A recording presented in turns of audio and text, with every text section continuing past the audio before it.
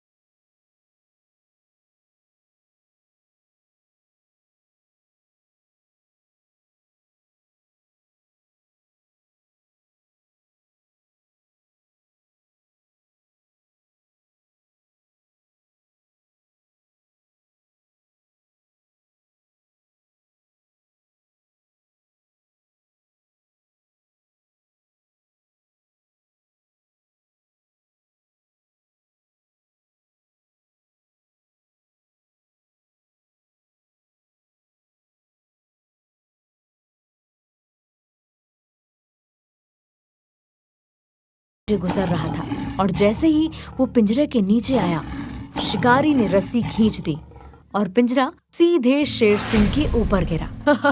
आखिर इस बार ये शेर पकड़ा ही गया। अब हम इसे चिड़ियाघर में बेच के खूब पैसे कमाएंगे। शेर सिंह जोर जोर से दहाड़ने लगा। ये इतना चिल्ला क्यों रहा है? लगता है इसे भूख लगी है। फिर तो हमें इसे कुछ खिलाना चाहिए। अगर ये भूख के मारे कमजोर हो गया तो कोई इसे नहीं खरीदेगा।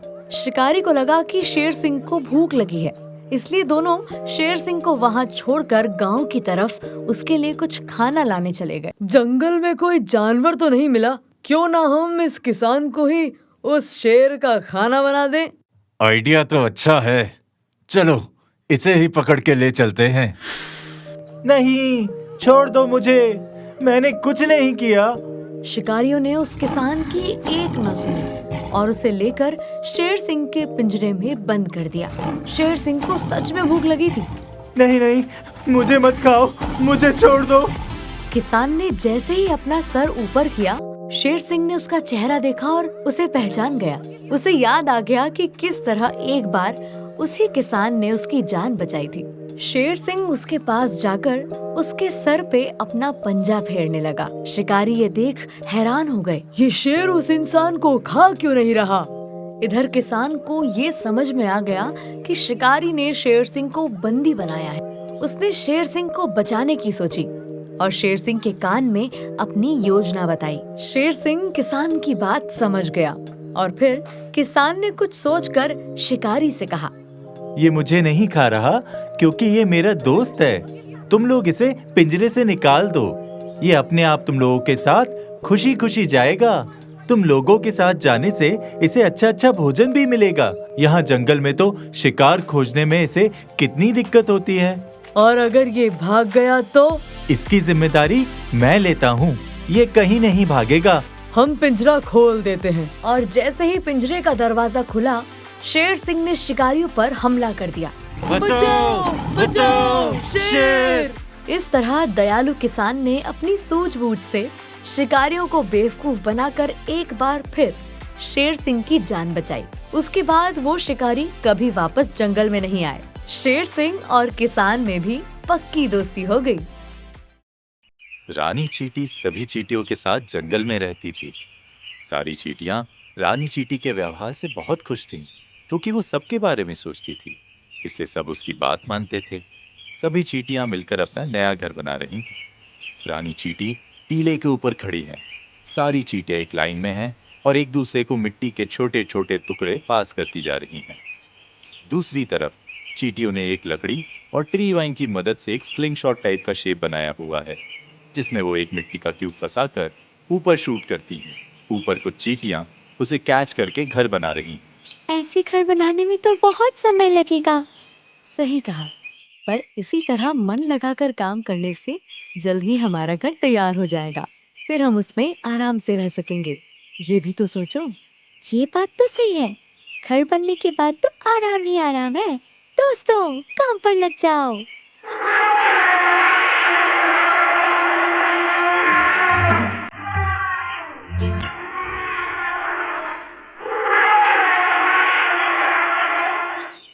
सबको डराया, बड़ा मजा आया। ये है अप्पू हाथी। ये भी इसी जंगल में रहता है, जो बहुत शैतान था और सभी जानवर उसकी शैतानी से परेशान थे। हम देखते हैं एक बंदर पेड़ में बैठा हुआ है। हाथी पेड़ के नीचे से गुजर रहा है और अपनी सूंड से पेड़ की डाल को खींच के छोड़ देता है, जिससे बंदर एक दूसरी डाल से टकराकर नीचे आराम कर रहे एक भेड़िए पर गिरता है। अप्पू उन दोनों पर हंसता है। अप्पू, तुम्हें दिखाई नहीं दे रहा? हम यहाँ खेल रहे थे। अप्पू की शैतानियाँ रोज रोज बढ़ती ही जा रही हैं। इसने मुझे भी पेड़ से गिरा दिया। हाँ तो क्या कर लोगे? ये मेरा जंगल है, मैं जो चाहूँ वो करूँगा। ये जंगल जितना तुम्हारा है उतना हमारा भी है अप्पू, याद रखना। लेकिन अप्पू अपने घमंड में चूर था और उसने किसी की बात नहीं सुनी और नहाकर वहाँ से चला गया। इधर चींटियों का घर बन चुका था और वो अब अपने लिए खाना इकट्ठा कर रही थी। तभी अप्पू वहाँ आता है। हम देखते हैं सारी चींटियां वैसे ही एक दूसरे को खाना पास करती हैं और वो खाना टीले के अंदर डाल रही हैं। इतनी मेहनत, वो भी ऐसा घर बनाने के लिए। अरे तुम्हारा घर तो इतना कमजोर है कि मेरे सूंड के एक वार क्या, एक फूंक से उड़ जाएगा। दिखाऊं दिखाऊं। अप्पू ने शैतानी में आकर बेचारी चींटियों का घर तोड़ दिया। रानी चींटी को ये देख बहुत बुरा लगा। हम देखते हैं कि सारी चींटी दुखी हो जाती हैं और जैसे ही उनका घर टूटने लगता है, सब फिसल के नीचे गिरने लगती हैं। रुको अप्पू, ऐसा मत करो। इस घर को बनाने में हम सबने बहुत मेहनत की है। ये हमारा एकमात्र ठिकाना है। इसे तोड़ के तुम ठीक नहीं कर रहे हो। छोटी सी चींटी, अब मुझे सिखाओगी? ये मेरा जंगल है, यहाँ मैं जो चाहूंगा वो करूंगा। अप्पू, तुम बहुत घमंडी हो। याद रहे, ये जंगल सिर्फ तुम्हारा नहीं, सभी जानवरों का है और हम सबको यहाँ मिलजुल कर रहना चाहिए। क्या पता हमें कब किसकी जरूरत पड़ जाए। हमें एक दूसरे को परेशान करने की जगह एक दूसरे की मदद करनी चाहिए। अपना साइज देखा है और मेरा साइज देखो। आखिर तुम मेरी क्या मदद आओगी? चलो जाओ यहाँ से। बड़े आए मेरी मदद करने वाले। अप्पू हाथी वहां से चला गया और फिर एक दिन जंगल में एक शिकारी आया और उसकी नजर अप्पू पर गई। हम देखते हैं अप्पू मदमस्त होकर चला जा रहा है। रास्ते में एक पेड़ से वो खुजली करता है, जिससे पेड़ हिलता है और पेड़ में बना चिड़ियों का घोंसला नीचे गिर जाता है। अप्पू उन्हें देखकर हंसता है। वाह, ये हाथी तो बहुत बड़ा और मजबूत है। इसे बेचकर तो मैं बहुत पैसे कमा सकता हूँ। इसको तो मैं पकड़ के रहूंगा। हो गया काम। अब हाथी के आते ही मैं उसे जाल में फंसा के पकड़ लूंगा। अप्पू, देख के नहीं चल सकते? मैं देख के क्यों चलूं? तुम देख के खेलो। बचाओ बचाओ। अब आया ना हाथी जाल के नीचे। अप्पू शिकारी के जाल में फंस चुका था। शिकारी उसे चुपके देख ही रहा था। तभी अप्पू की आवाज सुनकर रानी चींटी वहां आती है और उसकी नजर शिकारी पर पड़ती है। अप्पू को फंसा हुआ देख उसको दया आ गई। रानी चींटी ने अप्पू की मदद करने की सोची। रानी चींटी अप्पू के पास जाती है। अप्पू, मेरे दोस्त, तुम घबराओ मत, मैं आ गई हूँ। मैं तुम्हारी मदद करूंगी और तुम्हें यहाँ से निकाल लूंगी। और रही इस शिकारी की बात, तो इसको तो हम मजा चखा देंगे। चलो साथियों। अरे बचाओ, कोई बचाओ इन चींटियों से, बचाओ। ये तो मुझ शिकारी का ही शिकार कर रही हैं, बचाओ। शिकारी के भागते ही रानी चींटी अप्पू के पास आती है। शिकारी तो चला गया, लेकिन मैं इस जाल से बाहर कैसे निकलूंगा? मेरे पास इसका भी उपाय है। तुम यहीं रुको, मैं अभी आई। चूहे राजा, मेरे दोस्त, बाहर आओ दोस्त, तुम्हारी मदद चाहिए। क्या हुआ चींटी रानी? इतनी परेशान क्यों हो? वो अप्पू शिकारी की जाल में फंस गया है। जरा जाल काटने में मदद कर दो, बेचारा बहुत परेशान है। ये तो एक दिन होना ही था। ये सब अप्पू की शैतानियों का फल है। हाँ, पर है तो वो हमारे ही जंगल का हिस्सा। हमें उसकी मदद करनी चाहिए। सही कहा, चलो। चूहा जल्दी से अपने दोस्तों के साथ अप्पू के पास आता है और सब मिलकर जल्दी से अप्पू का जाल अपने नुकीले दांतों से काट देते हैं। अप्पू आजाद हो जाता है और उसे अपनी गलती का एहसास होता है। मुझे माफ कर दो चींटी रानी, मैंने तुम लोगों का घर तोड़कर बहुत गलत किया। तुमने सही कहा था, हम सबको एक दूसरे की मदद की जरूरत पड़ती है, चाहे वो कितना भी बड़ा या छोटा क्यों ना हो। आज से मैं तुम सबके साथ मिलजुल कर रहूंगा, बिल्कुल एक सच्चे दोस्त की तरह। और फिर उसके बाद अप्पू ने कभी किसी को परेशान नहीं किया और सबके साथ हंसी खुशी जंगल में रहने लगा। हम देखते हैं कि अप्पू जंगल में बैठा है। सारे छोटे जानवर उसके आसपास खेल रहे हैं और सब एंजॉय कर रहे हैं।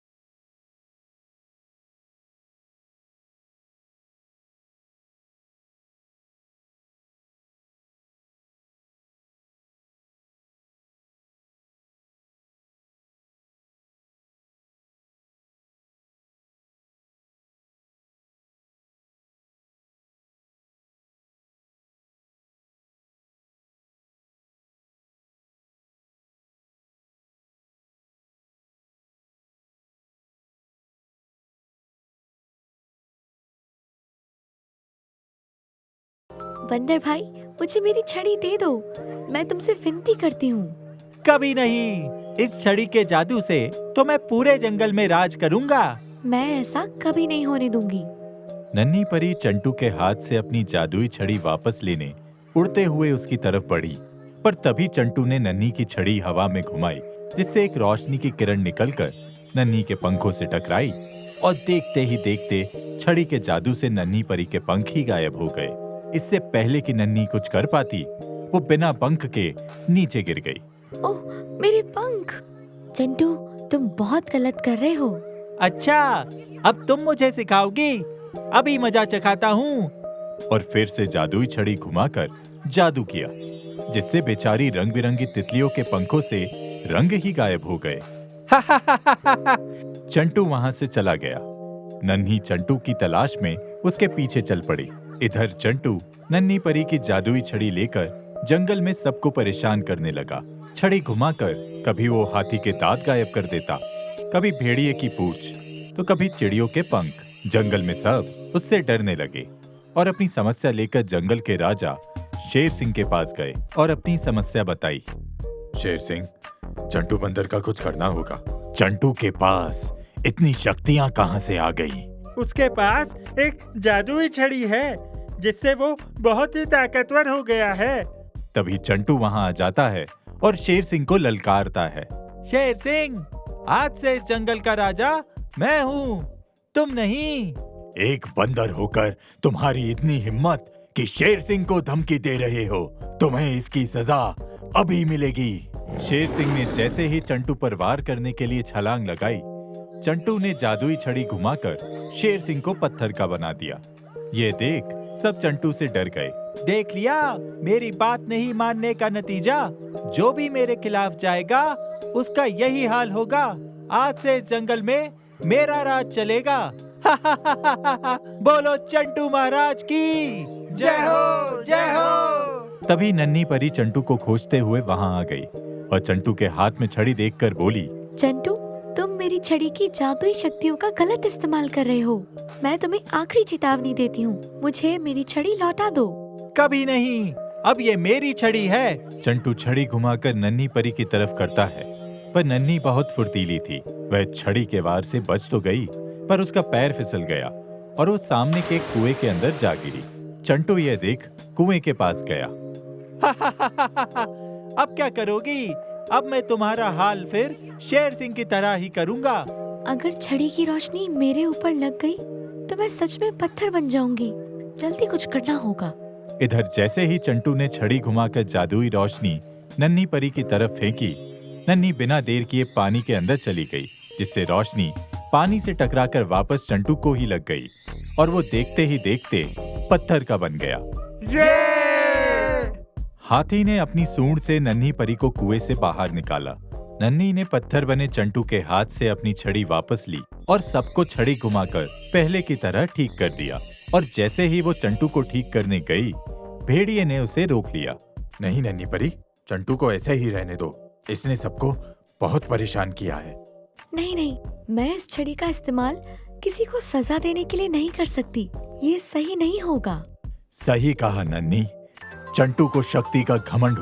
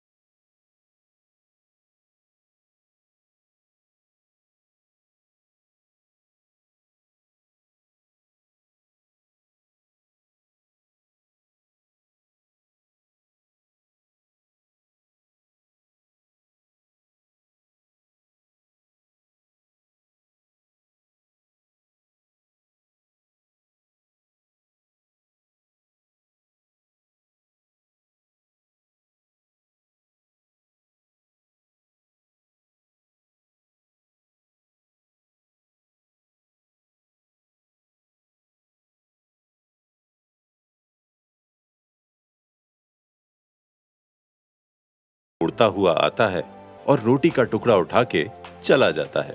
कालू कौवे की चोंच रोटी की जगह जमीन से टकराती है और वो दर्द से चिल्लाता है। मेरी चोंच! आज सब मेरी चोंच के पीछे ही पड़े हैं। रोटी भी गई चोंच से। अब तो भूखे ही रहना पड़ेगा। कालू कौवा फिर से खाने की खोज में उड़ता है। वो इधर उधर बहुत खोजता है, लेकिन उसे कुछ नहीं मिलता। तभी उसकी नाक में एक सुगंध आती है। अरे वाह, क्या खुशबू है। कालू जैसे ही आंख खोलता है, सामने एक चीज का टुकड़ा गिरा हुआ देखता है। ये क्या है? कालू चीज को इधर उधर जंप कर करके सूंघता है। अरे वाह, ये तो चीज है, मेरा फेवरेट चीज। तो सुगंध इससे आ रही थी। आज तो मेरी पार्टी हो गई। कालू कौवा चीज के आसपास खुशी से डांस करने लगता है। पार्टी पार्टी, चीज पार्टी। आज का दिन तो बहुत अच्छा है। कालू कौवा चीज का टुकड़ा उठाता है और एक पेड़ में बैठ जाता है ताकि आराम से चीज खा सके।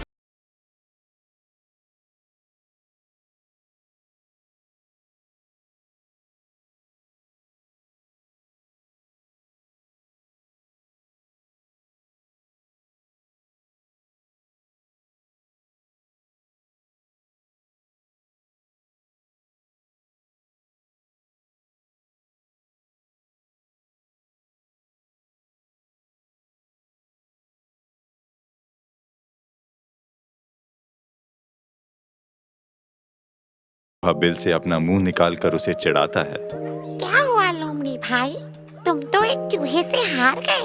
अगली बार और तैयारी करके आना। लोमड़ी चूहे को गुस्से वाला लुक देता है। चूहा उसे चिढ़ाते हुए अंदर चला जाता है। सोनी लोमड़ी दुखी हो गया क्योंकि उसे बहुत तेज भूख लगी थी। वो दुखी होकर खाने की तलाश में आगे चलने लगा। तभी उसे कालू कौवे की आवाज सुनाई दी और आवाज सुनकर वो इधर उधर देखता है। ये आवाज कैसी? लगता है खाने का इंतजाम हो गया। खाना कहीं आसपास ही है। सोनी लोमड़ी इधर उधर देखता है, लेकिन उसे कोई नजर नहीं आता। तभी उसकी नाक में चीज की खुशबू पड़ती है। वाह, क्या सुगंध है। सुगंध इतनी अच्छी है तो खाना कितना स्वादिष्ट होगा। ये सोच सोच कर ही मेरे मुंह में पानी आ रहा है। सोनी लोमड़ी सुगंध का पीछा करते करते उसी पेड़ के पास पहुंच जाता है जिसमें कालू कौवा अपनी चोंच में चीज का टुकड़ा पकड़ के बैठा था। सोनी लोमड़ी की नजर कालू कौवे पर पड़ती है। वाह, चीज! ये चीज तो किसी भी तरह मुझे खाना ही होगा। इस कौवे के साथ चीज खाने का तो मजा ही कुछ और होगा, वरना मेरे मुंह से पानी टपकता रह जाएगा और कौवा चीज के चटकारे लेकर उड़ जाएगा। उससे पहले कुछ करना होगा। सोनी लोमड़ी चुपके से पेड़ के पीछे जाता है और जोर से जंप मार के पीछे से कालू को पकड़ने की कोशिश करता है, लेकिन कालू तक पहुंच नहीं पाता और धड़ाम से नीचे गिरता है। चीज को पाने की सोनी लोमड़ी की कोशिश काम नहीं आई क्योंकि कालू कौवा बहुत ऊपर बैठा था। ये देख सोनी लोमड़ी चीज को खाने की कोई और तरकीब सोचने लगा। तभी उसे एक आइडिया आया। वो कालू के पास गया और उसकी तारीफों के पुल बांधने लगा। सोनी लोमड़ी पेड़ के सामने कालू के पास जाता है। कालू मेरे दोस्त, तो वो तुम हो? वही मुझे लगा कि इस जंगल में इतना सुरीला गाने वाला कौन है और उस पेड़ पर बैठे तुम कितने जच रहे हो। ऐसा लग रहा है जैसे जंगल का राजा अपने ऊंचे सिंहासन में बैठा हो और तुम्हारी आवाज तो गुड़ से भी मीठी है, जिसे सुन मैं खुद को रोक ही नहीं पाया। क्या मेरी आवाज? इस बात पे तो मैंने कभी ध्यान ही नहीं दिया। कालू विजुअलाइज करता है कि वो राजा के सिंहासन में क्राउन पहन के बैठा है और गाना गा रहा है और तालियों की आवाज आ रही है। अब सोच क्या रहे हो कालू? जल्दी से एक गाना सुनाकर मेरे कानों को तृप्त कर दो। अब मुझसे और इंतजार नहीं हो पाएगा। मैं तुम्हारा गाना सुनकर पूरे जंगल वासियों को तुम्हारी इस अद्भुत कला के बारे में बताऊंगा। तुम ही हो इस जंगल की आन बान और शान, कालू महान। अब तो इसे गाना सुनाना ही पड़ेगा, तभी तो जंगल में मेरी इस कला का पता चलेगा।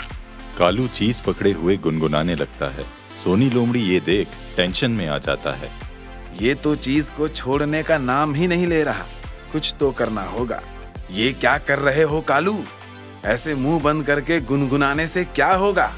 अरे तुम इतने महान गायक हो, गला खोल के गाओ ताकि बाकी जंगलवासी भी तुम्हारे संगीत का आनंद ले सकें।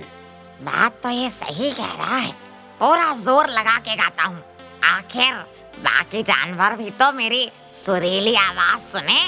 और जैसे ही कालू ने गाना गाने के लिए अपना मुंह खोला, उसके मुंह से चीज का टुकड़ा नीचे गिर गया, जिसे सोनी लोमड़ी ने उठाया और वहां से भाग गया।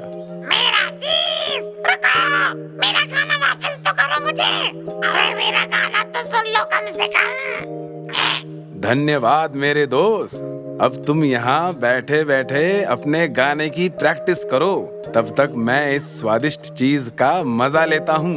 वैसे अपना चीज देने के लिए बहुत बहुत धन्यवाद। Bye bye.